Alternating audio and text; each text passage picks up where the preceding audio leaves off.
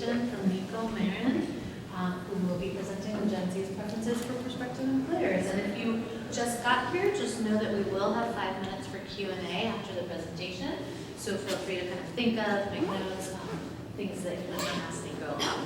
And let's give him a hand to start. All right, well, thank you all so much for coming. I appreciate y'all taking the time to be here. And yeah, as the parent said, my name is Nico. I'm a business administration major, senior here at CNET's, psychology minor as well. And yeah, really grateful, really excited to have the opportunity to be speaking here, presenting about this topic that I've spent all semester working on pretty much. So really excited about it. So with that being said, let's just get started. As you saw in the title, the presentation was the preferences for Gen Z in terms of the prospective employers they're looking for. So what really is on seniors' minds? That's kind of like the main question I'm posing. But to give a little bit of background, I decided to go through this study done by Deloitte and the Network of Executive Women titled Understanding Generation Z in the Workplace. And just to clarify that really quick, Generation Z ranges from the years of 1997 to 2012. So everybody that was born in those years is part of Gen Z, basically. And some interesting things they mention are that first, this generation is soon to surpass millennials as the most populous generation on the planet. And currently it's sitting at 1/3 of the world population, which is, I mean, that's a big deal, you know? So basically, why would you not want to know what these people are thinking? They're gonna start making up the majority of the workforce very soon. So it's important to know what we're thinking, and in terms of what we're looking for, you know? So some of the characteristics that this study talks about in regards to Gen Z are that, for instance, to start off with salary, which is a big selling point, obviously, in any job you're looking for. It's obviously still important, but compared to previous generations, it's not the highest priority anymore. And in a context where someone might have to choose between a job that pays slightly more, but it's less interesting than one that pays slightly less, Gen Z's gonna go for the latter, most likely. The next thing they care a lot about is an organization's ethics, their actions, and also their approach to societal challenges like sustainability and climate change. Another important aspect is diversity, not just related to race and gender, but also orientation and identity. And then lastly, Gen Z really prioritizes the need for autonomy and a flexible work-life balance. So with all this in mind, organizations and companies are already responding to these needs. For instance, a common thing is that Gen Z is prone to leave their job really quickly after they start a position. And so, because they're not willing to risk burnout or dissatisfaction for too long as compared to previous generations. So that's why a lot of organizations are making a lot of effort in reaching out and figuring out how to attract and retain that talent, because Gen Z is not as prone to stay in a company just to do it, you know? So that's another interesting thing to keep in mind. And the last important aspect to keep in mind is that Gen Z is the first generation to be exposed to the pandemic head on as they started their journey into the workforce. So that obviously impacts how they feel in regards to what they're looking for, basically. So moving into the next thing, that kind of poses this question I had of how the preferences of Gen Zers changed with the pandemic. And the way I went about this was I reached out to the company Various Insights because I wanted to explore a little bit of the current literature and research on the topic. Various Insights is just a recruiting analytics firm, and they make reports and studies to help companies and other organizations with university recruiting. So they specialize in kind of like this area. And they did a survey on their July 2021 student pulse where they basically asked students across 104 universities in the US what their preferences were in kind of like a ranking order. And as you can see here in this graph, I thought it was super interesting that the things that changed from 2019 to 2021. The first thing to note is compensation and benefits has become the highest priority, and I think that just ties in with kind of like the context of the pandemic and everything. Other interesting tidbits are that work-life balance and work location have increased in the ranking. Job stability popped in without it not being the ranking in 2019 as well, which is also very interesting. And then another thing is company prestige went down by a wide margin, and that kind of ties in a bit with some of the research I did afterwards. But looking at this, looking at how much people are changing their mind on what they think is important in a job, I just started to think, how does this apply to SANETS itself? How does this apply to the people at the hilltop that are gonna go into their first few jobs and their first full-time jobs soon? And so with that, I wanted to see kind of like how this data compared to how people are feeling specifically right here and how that matches their preferences. So with that, I was wondering basically what is on SANETS students' minds. And basically what I did to find that out was I constructed a survey where I basically sent it out to the entire undergraduate senior class, which is about 600 people, and we got a really good turnout of 163 responses. Now the survey itself was based off of a 5-point Likert scale, and basically it was targeting all of this, any senior that belongs to Generation Z. And then the last part was that each separate question had an open-ended section so they could leave any additional comments that they were interested in. So for instance, this is one of the question statements we have, which would be work location, and then we had a short description. In this case, would be the geographical location, as well as if the work duties can be performed in person, remotely, or in a hybrid fashion. And then people would pick how important they consider it between those answers. And so this is the breakdown of the actual questions that we did. So as you can see, we talked, and a lot of these were based on conversations I had with Professor Quay and the resource I looked at from various insights. So as you can see, we talked about, we asked about company sector and prestige, company mission and impact, company job stability, work location, appeal of job and work duties, pay and benefits, management and supervision, career advancement and skill development, work environment and culture, and work-life balance. And based on the responses we got, we decided I want to touch on the ones that we felt were most important, and the way we discerned that was to, each question that had the most answers on the very important to moderately important range, we classify those as the ones that Gen Zers at SANETS consider the most important. So that left us with these 4 specific categories, and these are the ones I want to go into with a little more detail now. So if we start with the first one, company job stability, we define that as the stability and security in both the job and the company as a whole. And in the same slide, we have work environment and culture, which is the quality and the safety of the facilities, the quality of the coworkers, and just overall openness in the work environment, as well as diversity. So these 2 questions, between very important and moderately important, we had 152 responses out of the total. So these were the top 2 questions. And I also wanted to share some of the important common themes that we found in the qualitative responses here. So as you can see here for the first question, company job stability, the things that people were mentioning most were that when it comes to like a startup, they're willing to take that risk of job instability a little bit more than if it were a big company. A big company would signify more of a red flag for them. The other important thing is that because of the current economic state, job security is very, very much critical.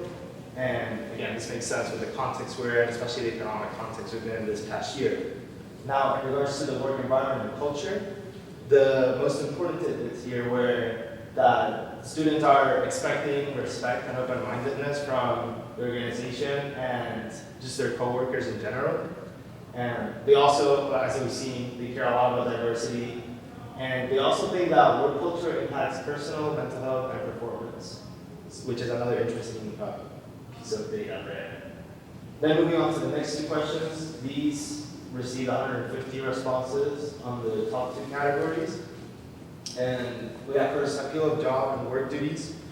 And we define this as the job itself, along with its duties and responsibilities.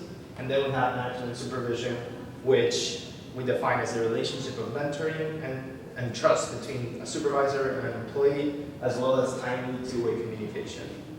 Now, going on to the common themes here, we had for appeal of job duties that Gen Zers here really care that the job has to at least be enjoyable, and hopefully, more than that, hopefully something they're passionate about or very intrigued about, for instance.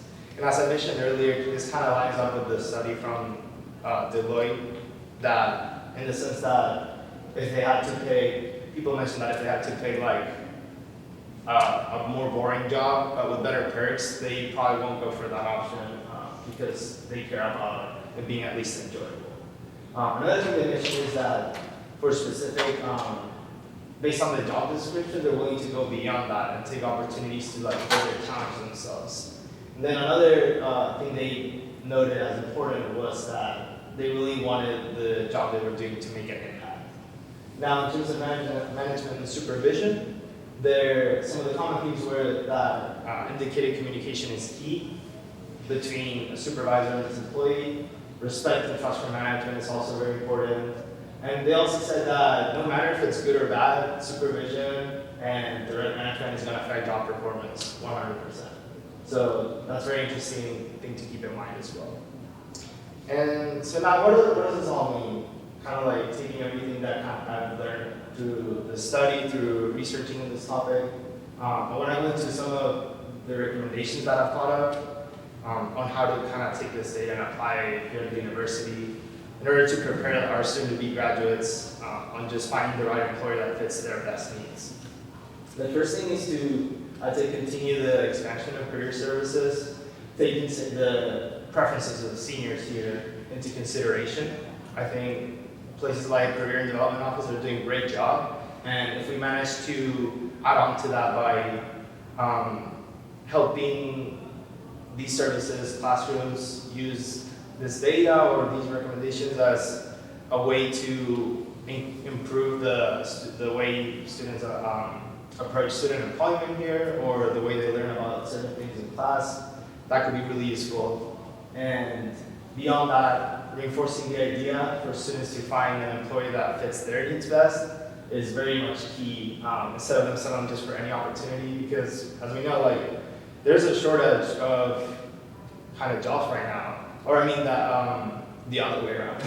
So companies are really pushing to attract the talent they want, and again, a lot of people are between many different companies, many different organizations, and it's harder to kind of like land that perfect candidate. So it's really about students finding the best fit for them and for themselves. So if we can find ways to better assess whether or not the preferences I talked about here really exist within different employers, that could be really useful. It could be useful to teach students how to really properly research an organization as they're going through the application process, how to assess during an interview what are the elements of the culture, what are the elements of the supervision that you can see there, and kind of like taking that into consideration when you're making your decision on what organization to go for. I think elements like those could be really useful in just helping students become more well acquainted with what they want, what they need, and what their preferences are. So yeah, that's pretty much the research and the work that I did over the semester. Thank you all so much for listening, and yeah.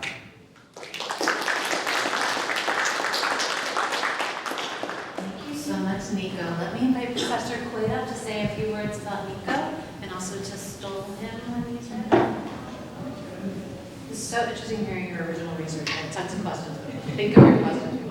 I'll let you all go first.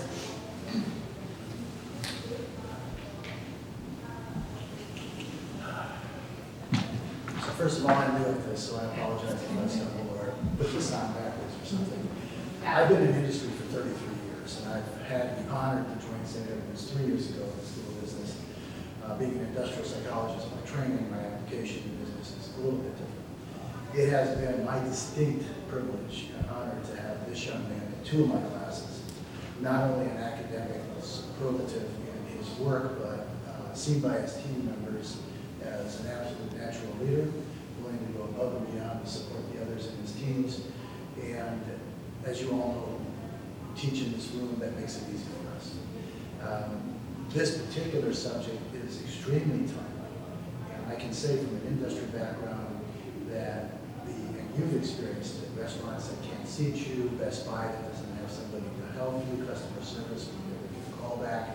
This topic is extremely important to industry in terms of how to catch and retain Gen Z talent. So this research, which is pertinent to not just for-profit industry, but to academia, not-for-profits, it's all about catching good talent and understanding what they want. So the recommendations that Nico came up with, extremely pertinent regardless of an organization. It just has to do with the organization. So I can't say enough about this guy's work ethic, the kind of insights he has. In industry, we would call him a high potential, high performer. And he would be on our chart for a lot of investment to make sure we don't lose him and become a future leader in the company. And it's just been my privilege to have him in a couple of classes and for him to let me tag along on this. So, thank you, Nico.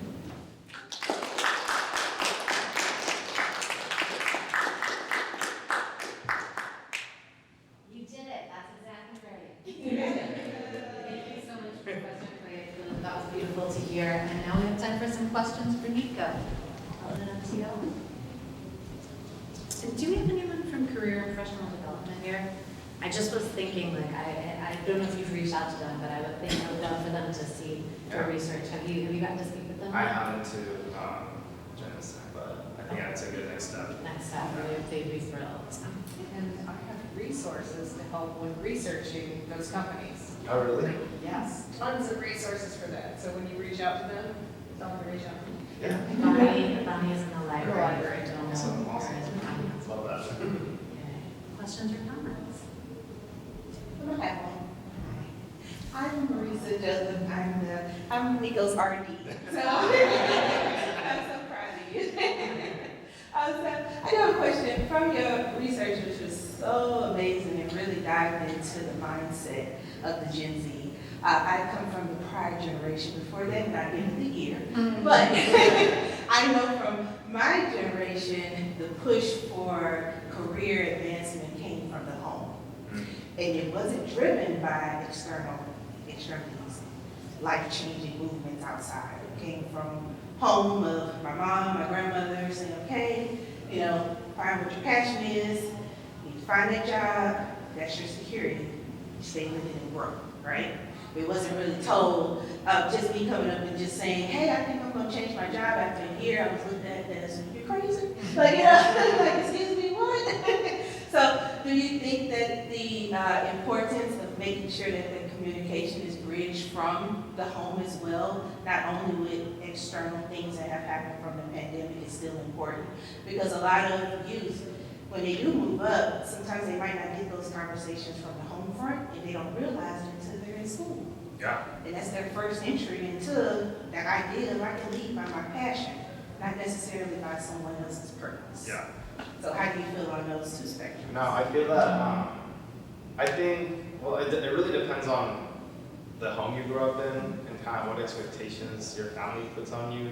But I do think, like, just in the overall, in all the media you consume and everything, like, our generation is very much kind of like used to thinking that it's not like it used to be of like, you stick with one path, you stick with what like it's supposed to be. Again, that changes from family to family, but I think people are really open right now to not staying in the same spot, and people are more prone to really diversify their skill set and kind of like their types of experiences they can get, sometimes in many different fields. And I think that's why, I think it's cool. I think I see a lot of curiosity in this generation too, which is interesting as well. So. Anybody have questions for the I have one for you. I was so curious, like, I was thinking about stereotypes that people say about Gen Z, and correct me if I'm wrong about if this is a stereotype, but one that I think I've heard a lot is, oh, they're like snowflakes who can't handle criticism or who need to be praised all the time. And I was curious how that, I don't think that that's true, like given that our students are Gen, so many of our current students are Gen Z. So I was just curious how your research lines up with the perceptions out there of Gen Z versus when you actually spoke to Gen Z and read this research and did original research. Very impressive how those two things lined up. Yeah, for sure.